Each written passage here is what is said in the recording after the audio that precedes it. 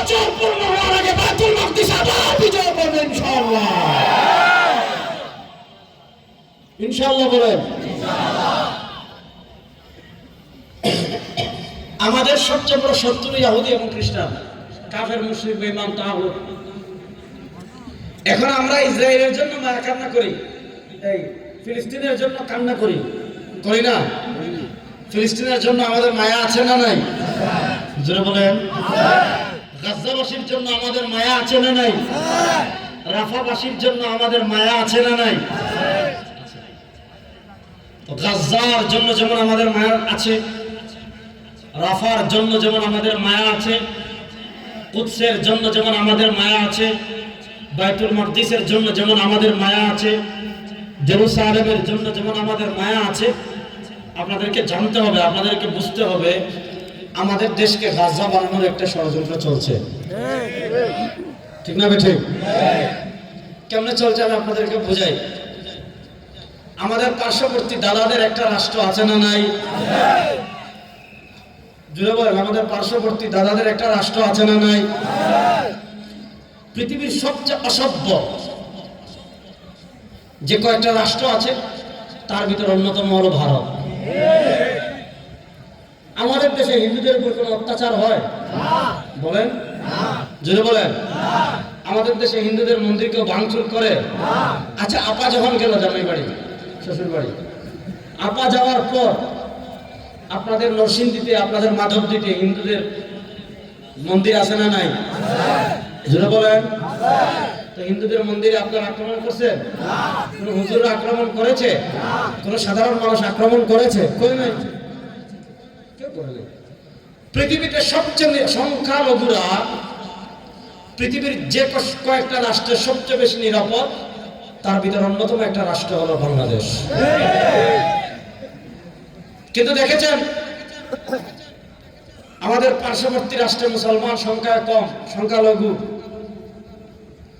এই মুসলমান সংখ্যালঘু মুসলমানদের ঘর বাড়ি, ধন সম্পদ, মসজিদ সব কেড়ে নেওয়ার জন্য ভারতে ওয়াকফ সংশোধন আইন নামে একটা আইন করা হয়েছে। ভারতে ওয়াকফ সংশোধন আইন নামে একটা আইন করা হয়েছে। ভারতে ওয়াকফ সংশোধন আইন নামে একটা আইন করা হয়েছে। সে আইনটা মূলত কি? মুসলমানদের মসজিদের মালিক এখন শুধু মুসলিম না, রাষ্ট্র। এইভাবে আমাদের মুসলমানদের মসজিদ, মুসলমানদের মাদ্রাসা, মুসলমানদের খানকা, মুসলমানদের ওয়াকফকৃত জমিন, মুসলমানদের ওয়াকফকৃত জমিন, মুসলমানদের ওয়াকফকৃত জমিন ছিনিয়ে নিয়ে ওই গাজ্জার মুসলমানদের উপর অবৈধ ইসরায়েল যেভাবে হামলা করেছে, আমার নিকটবর্তী ভাই, আমার নিকটবর্তী বোন, আমাদের পার্শ্ববর্তী রাষ্ট্র ওই ভারতের 20 কোটি মুসলমানদেরকে ঘর বাড়ি ছাড়া করার জন্য, মুসলমানদের সম্পদ ছিনিয়ে দেওয়ার জন্য, মুসলমানদেরকে তাদের দেশ থেকে বের করে দেওয়ার জন্য ওই ভারতের উগ্রবাদী বিজেপি সরকার যে ষড়যন্ত্র করেছে, ওই ষড়যন্ত্র যদি তারা আমাদের দেশ নিয়ে করে, সেই ভারতের কালো হাত ভেঙে দেওয়ার জন্য প্রস্তুত আছেন না?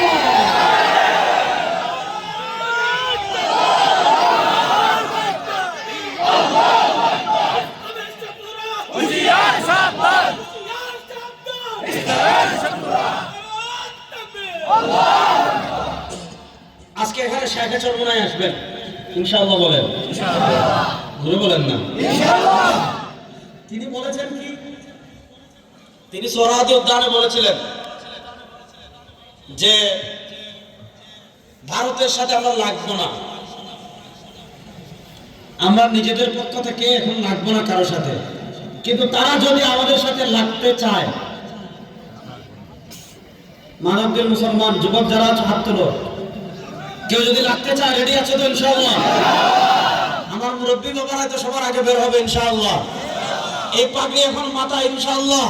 ইসলামের প্রশ্নে যদি প্রয়োজন হয় এই পাগড়ি কোমরে বাঁধার জন্য প্রস্তুত আছেন ইনশাআল্লাহ? আমাদের দেশের দিকে কেউ হাত বাড়ালে সেই হাত ভেঙে দেওয়ার জন্য প্রস্তুত আছেন ইনশাআল্লাহ? ইনশাআল্লাহ বলেন, জোরে বলেন ইনশাআল্লাহ। আমার গলাটা ভেঙে গেছে।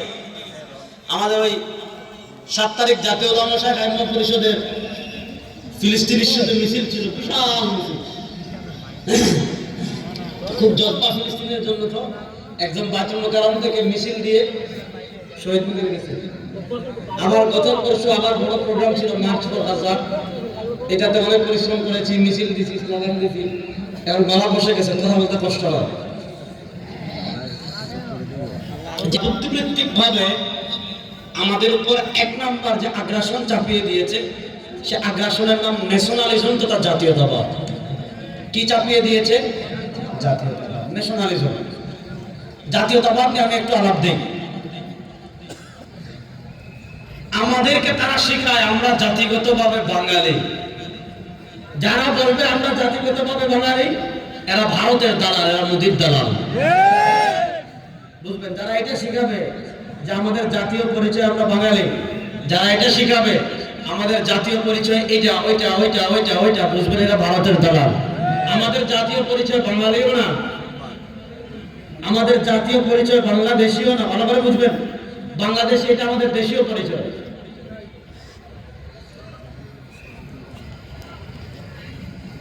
বাংলাদেশি এটা আমাদের দেশীয় পরিচয়। আমাদের জাতীয় পরিচয় আমরা মুসলিম।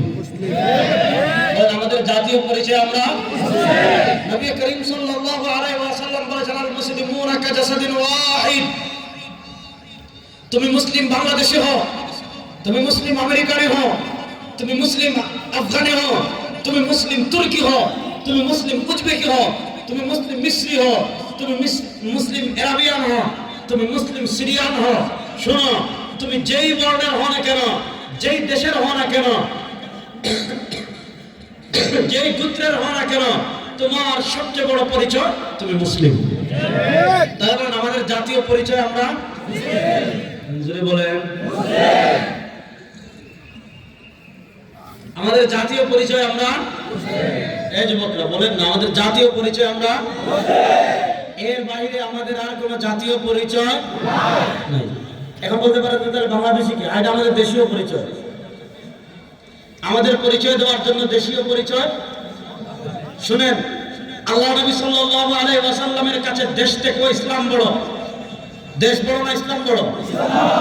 তাহলে দেশ আগে না ইসলাম আগে? রাজনীতি আগে না ইসলাম আগে? ক্ষমতা আগে না ইসলাম আগে? যারা বলবে আগে দেশ পরে ইসলাম, এদের ভিতর আর ওই নাস্তিকদের ভিতর কোনো পার্থক্য নাই। আল্লাহ নবী সাল্লাল্লাহু আলাইহি ওয়াসাল্লামের বাড়ি মক্কায়। আচ্ছা বলেন, মক্কা থেকে শ্রেষ্ঠ জায়গা পৃথিবীতে আর কোথাও আছে? মদিনা থেকেও মক্কার দাম বেশি, ঠিক না বেঠিক? আল্লাহ নবী সাল্লাল্লাহু আলাইহি ওয়াসাল্লামের দেশীয় পরিচয়, তিনি মাক্কি। প্রশ্ন হলো, আল্লাহ নবী সাল্লাল্লাহু আলাইহি ওয়াসাল্লাম মক্কা থেকে কেন মদিনায় হিজরত করলেন? যখন তিনি দেখেছেন, মনোযোগ, যখন তিনি দেখেছেন মক্কায় থাকলে আর ইসলাম বাস্তবায়ন করা সম্ভব না, মক্কায় আর দ্বীন প্রতিষ্ঠা করা সম্ভব না, মক্কায় আর ইসলামের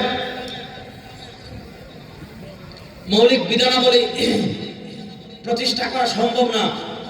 আল্লাহ নবী সাল্লাল্লাহু বলেন, আল্লাহ নবী সাল্লাল্লাহু